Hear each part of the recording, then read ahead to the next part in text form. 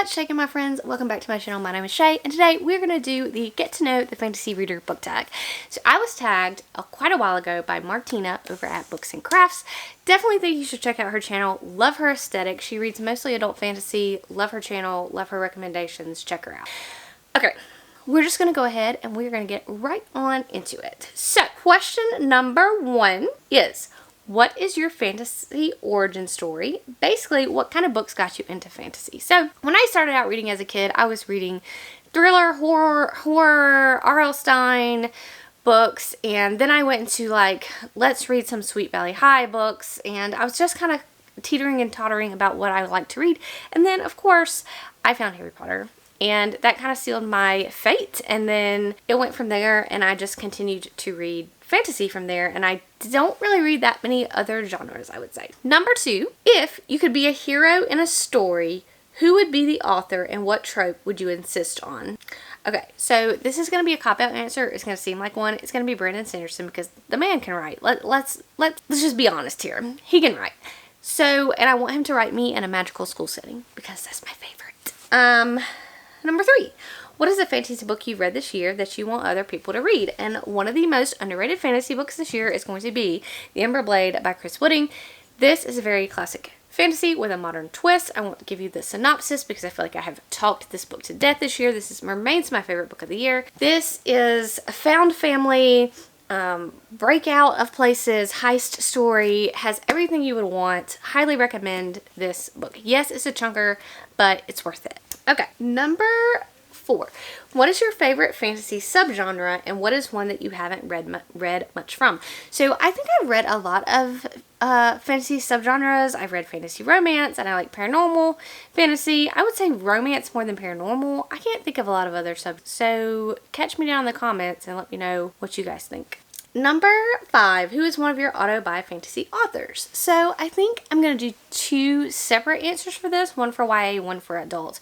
So for YA, I think that this author, while her works haven't always been the best, for me, they're compulsively readable, and so I will buy every fantasy book that this author writes. And also she writes contemporary YA, and I've read those and enjoyed those, and that's going to be Bridget Kimmerer, and I just happen to have a sticker, of course, on my book of A Curse of Dark and Lonely. And then I would say Brandon Sanderson. He is of course an auto-buy author, but I'll change it up and say somebody different. And I know S.A. Chakraborty has only written the David Bond trilogy, but I will continue to buy everything that this writes.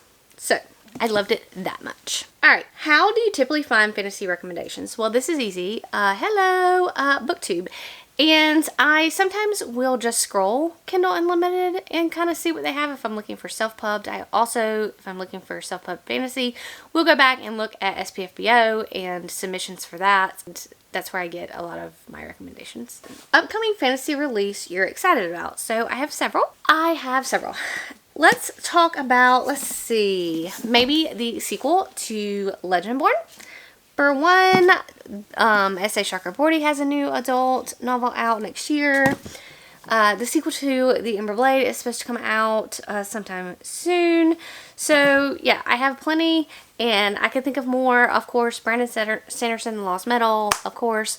There's so many good fantasy coming out. What is one misconception about fantasy you'd like to lay to rest? And so, one thing I can think of is that when I was getting into fantasy and kind of shied away from it, it's because I was always told that fantasy is very dense, and I tend to not agree with that now that I'm into the fantasy genre.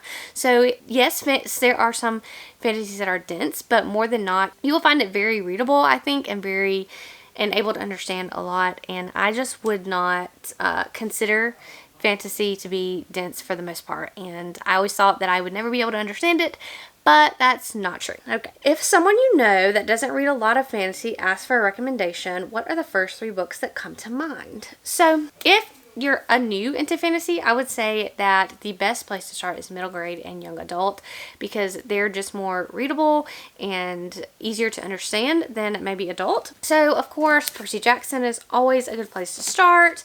I also think Bridget Kimmerer is, you know, she's very compulsively readable. I also like Neil Schusterman, the sci series. This is a sci fantasy, but I enjoyed it. And then for more adults, I would say House in the Cerulean Sea. You can also do Mistborn by Brandon Sanderson. All of those, I would say. Number 10, who is the most recent fantasy reading content creator that you want to shout out? I've watched so many YouTube. I spend hours a day watching YouTube, so I don't feel like that I can just shout out one of them, because I watch all of y'all. But I will link some creators down in the comments and let you know some creators that I think you should check out. So that's it, guys, and I will catch you guys later. Leave your answers to the questions down below, and if I didn't tag you, feel free to do this tag anyway, and I will see y'all guys later.